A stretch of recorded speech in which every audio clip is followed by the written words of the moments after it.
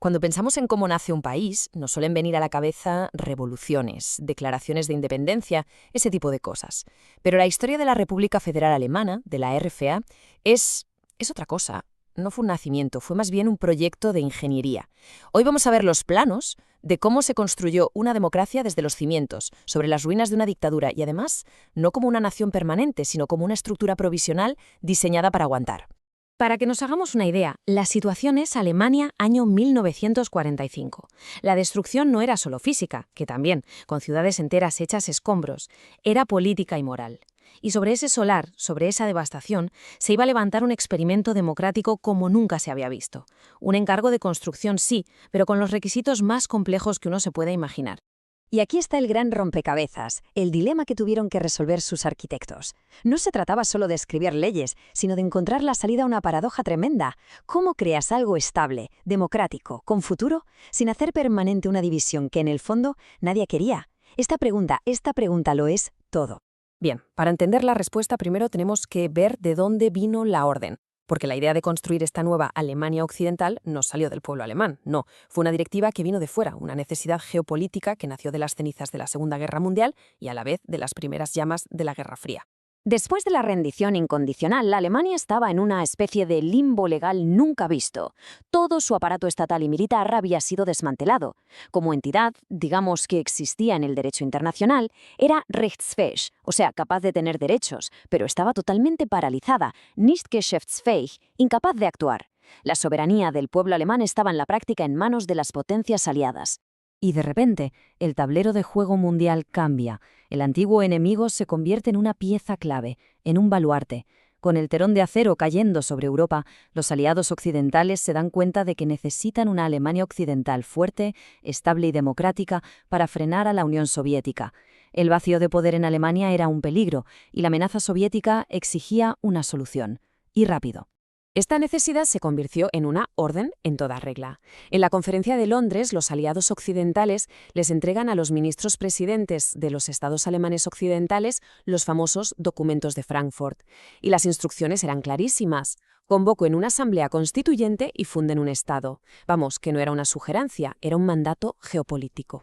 Pero claro, los líderes alemanes no eran simples marionetas, y ante este mandato respondieron con una de las maniobras intelectuales más ingeniosas de la posguerra. No se negaron de frente, no. Lo que hicieron fue redefinir por completo los términos del proyecto. Fue una especie de rebelión silenciosa, una rebelión de ideas. Es que se enfrentaban a una paradoja democrática de libro. Para ellos, una constitución de verdad solo podía salir de la voluntad de un pueblo libre y unido.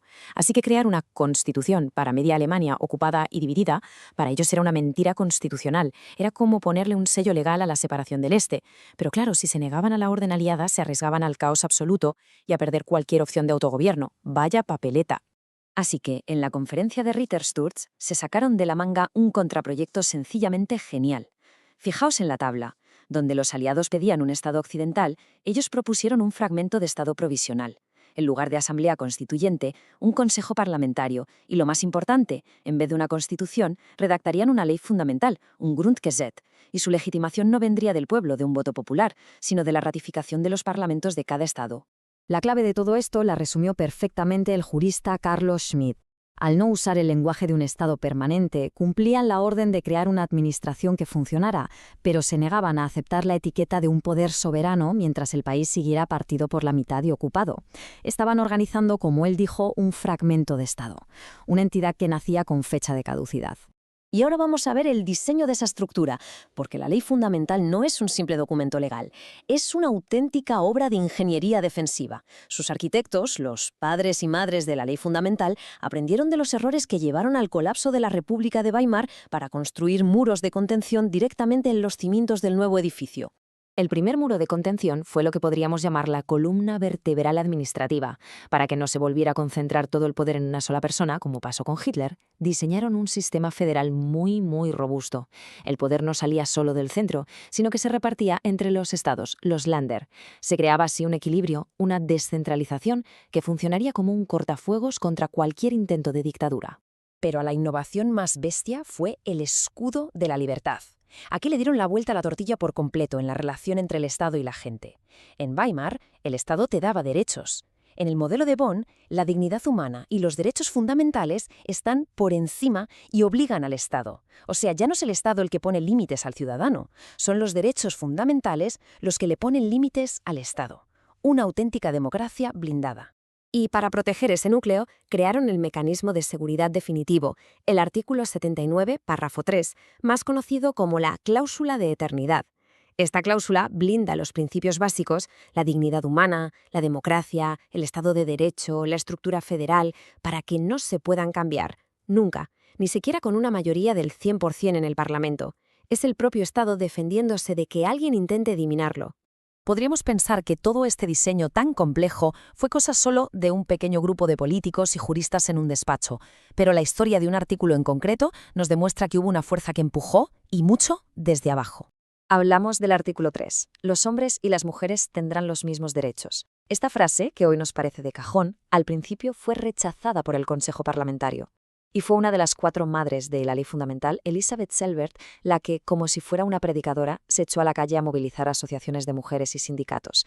Inundaron el Consejo con cestas y cestas llenas de peticiones.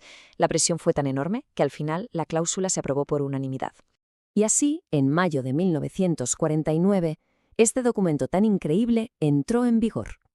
Lo que nos lleva, claro, a la gran paradoja de toda esta historia, la realidad de este nuevo Estado y el destino tan inesperado que tuvo su fundación provisional. La cruda realidad de 1949 era que, por mucha ley fundamental que hubiera, la República Federal no era del todo soberana. Los aliados seguían teniendo la última palabra en política exterior, en desmilitarización y hasta el derecho de intervenir. La soberanía estaba, por así decirlo, bajo reserva, limitada por el Estatuto de Ocupación. O sea que, al final, lo que tuvimos fue una síntesis casi perfecta. La tesis, el mandato de los aliados, nacido de la derrota.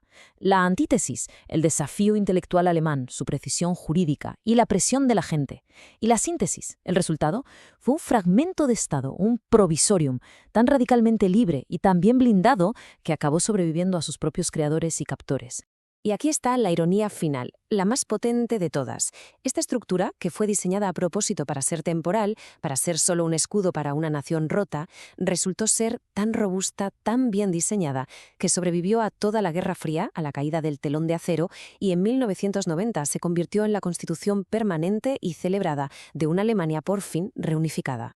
Al final, la historia de la ley fundamental nos enseña algo muy potente, que a veces las soluciones que más duran no son las que nacen de planes grandiosos para la eternidad, sino de respuestas inteligentes, humildes, a problemas urgentes. Lo que nos deja pensando, ¿puede un arreglo temporal nacido de la pura necesidad acabar siendo la solución más permanente de todas?